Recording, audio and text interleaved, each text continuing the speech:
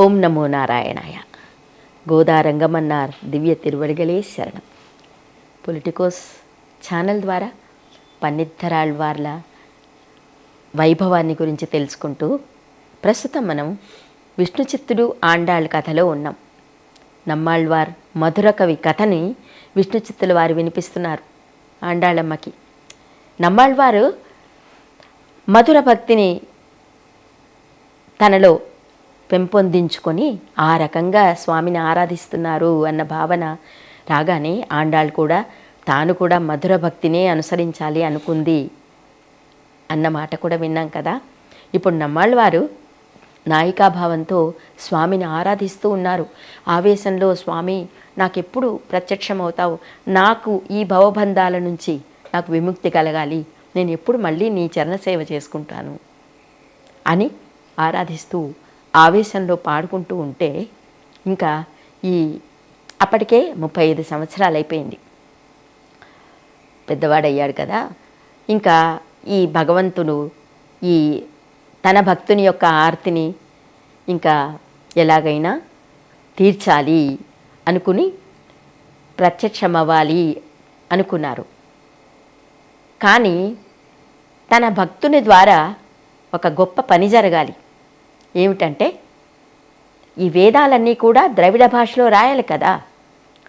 కాబట్టి ఆయన కలలో ఆదేశం ఇచ్చారు బహుశా. మరి ద్రవిడ వేదాల సంగతి ఏం చేశావు? తమిళంలో వేదాలన్నీ రాసేందుకు కదా విశ్వక్సేనుని అంశ అయినా సరే నిన్ను ఆదేశించి నేను పంపాను కదా, మరి వాటి సంగతి ఏమిటి అన్నట్టుగా ధ్వనించిందనమాట. అప్పుడు నమ్మాళ్వారు ఉపక్రమించారు పాసురాలు రాసేందుకు. పాసురాలు మరి వేదాలన్నీ కూడా ద్రవిడ భాషలో ఎలా రాయాలి? ఋగ్వేదము తిరువిత్తము అన్నటువంటి భాగంలో పొందుపరిచారనమాట. ఇంకా యజుర్వేదము తిరువాసిరియం అన్నటువంటి రచనలో పొందుపరిచారు. అథర్వణ వేదమేమో పెరియ తిరువందాది అన్న రచనలో అన్ని పొదిగాడనమాట ఆయన. అథర్వణ వేదము పెరియ తిరువందాదిలో, ఇక సామవేదము తిరువాయిమొళిలో అంతా మొత్తం 1300 పాసురాలు రాశాడట ఆయన.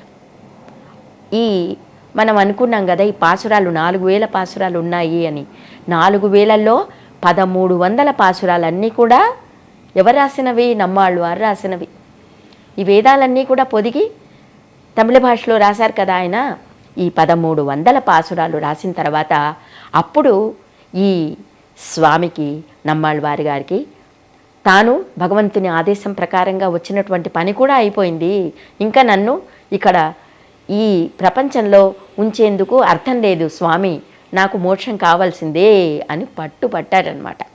అలాగా పట్టుపట్టి అహర్నిశలు స్వామి ధ్యానంలో ఉంటే అప్పుడు ఇంకా విష్ణువు నీకు ఆదేశించినటువంటి పని కూడా అయింది కదా, ఇంకా నిన్ను నేను అనుమతిస్తాను. ఎక్కడికి? తిరిగి నిత్యసురుల్లో ఒకడిగా నా సేవ చేసుకునేందుకు నిన్ను అనుసరిస్తాను అని ఇంకా గరుడ వాహనం మీద నీలమేఘ శరీరుడైనటువంటి ఆయన శ్రీభూ సమేతంగా చక్కగా భక్త్యాదులు అందరూ కొలుస్తూ ఉండగా ఆయన ముందు ప్రత్యక్షమైపోయాడు. ఇంకేముంది?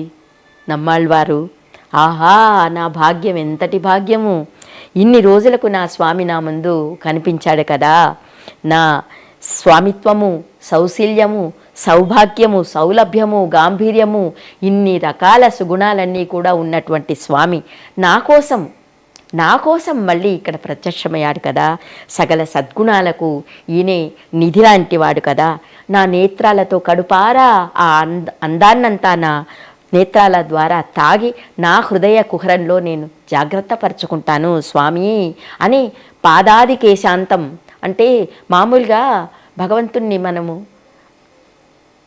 ఆయన్ని ఆరాధించేటప్పుడు, ఆయన వర్ణించేటప్పుడు పాదాది కేశాంతం వర్ణించాలట. పాదాల నుంచి కేశాల వరకు వర్ణించాలి, కేశాల నుంచి పాదముల వరకు కాదు.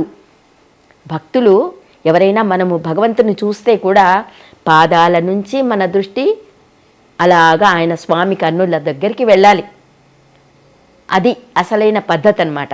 ఇప్పుడు స్వామిని వర్ణించే పద్ధతిలో కూడా ఆయన పాదాది కేశ పాదాల నుంచి కేశముల వరకు ఆయన అలాగా వర్ణించు గొప్ప ఆనందంలో లీనమైపోయి తల్లీనమైపోయి ఉంటే, అలాగా మధుర భక్తి మనసును ఆవరించగా ఆయన అలాగా ఊగిపోతుంటే విష్ణు పరమాత్మ ఎదురుగా ఉన్నారు కదా, తన శరీరంలో ఉన్నటువంటి ఒకళ్ళు మాలని తీసేసి ఆ మాలని ఆయన మెడలో ధరింపచేసేసి ఇంకా వైకుంఠ ప్రాప్తిరస్తు అని ఆశీర్వదించినట్టు అయిపోయి అంతర్ధానం అయిపోయాడనమాట. అప్పుడు నమ్మాళ్ళ వారి గారికి వైకుంఠ ద్వారాలు అలాగా తెరుచుకున్నాయట. చూడండి, ఇవన్నీ కథలు కాదండి, ఇవన్నీ జరిగినవే. మనము ఎప్పుడు కలియుగ ప్రారంభంలో అంటే 9వ శతాబ్దం, దాదాపు 9వ శతాబ్దంలో జరిగిన పద్ధతిలో ఇప్పుడు మనం 2024లో ఉన్నాం. ఆ కథలన్నీ కూడా మనకు వాళ్ళ పరంపరలో అలా అలా అలా వచ్చినవి ఇవన్నీ కూడా. లేకపోతే సంవత్సరాల నుంచి ఏ నెలలో పుట్టాడు, ఏ నక్షత్రంలో, ఇవన్నీ చూడ మనకి ఎంత గొప్ప విషయం కదా. కాబట్టి ఆయన అలాగా విష్ణు వైకుంఠ ద్వారాలు తెరుచుకుంటే మధుర కవి చాలా చాలా బాధపడిపోయి, స్వామి మీరేమో వెళ్ళిపోతున్నారు కదా, మరి మీ సేవ నేను ఎలా చేసుకోవాలి, నేను తర్వాతి తరాల వారికి మీ గురించి ఎలా చెప్పాలి, మీ అర్చామూర్తిగా మీరు నాకు కావాలి, మీరేమో నాకు దూరం అయిపోతారు కదా, మీ గురించి నేను ఆరాధించాలంటే నేను ఎలాగా, నాకు ఒక ఆధారం కావాలి కదా, నేను ఒంటరిని అయిపోతాను కదా స్వామి అని బాధపడిపోతూ మధుర కవి ఆండాళ్ళు అన్నారనమాట. అంటే ఆయన అన్నారట, అక్కడ తామ్రపర్ణి ఒక నది ఉంది కదా, ఆ తామ్రపర్ణి నీళ్లను తెరలించు అని చెప్పాట. ఆ తామ్రపర్ణి నదిలో నీళ్లను అలాగా తెరలిస్తూ ఉంటే, ఆ నీళ్లను తెరలిస్తూ ఉంటే ఆశ్చర్యంగా అక్కడి నుంచి ఒక విగ్రహం వచ్చిందట.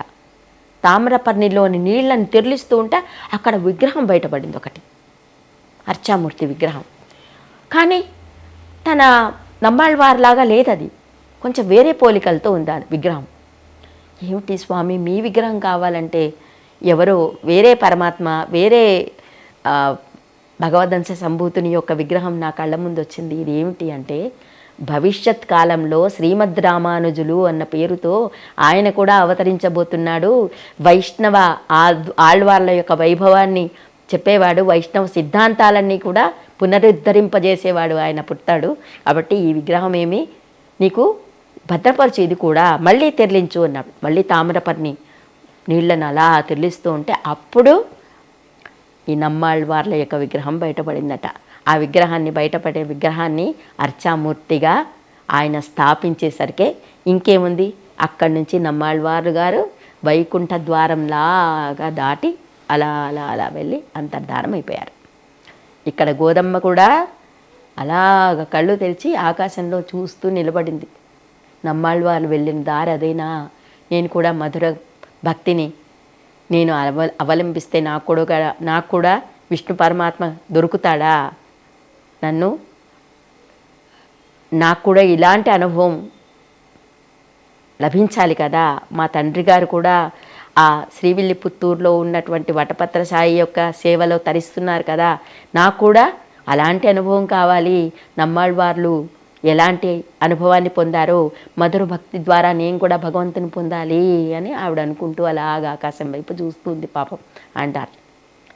ఈ కథ వచ్చే భాగంలో, తదుపరి భాగంలో వింటాము. గోదా ఆండాళ్ రంగసమేత రంగమన్నార్ సమేత గోదా సమేత రంగమన్నార్ తిరువడగలే శరణం. Please subscribe to the channel and download the Politicos app from the links in the description.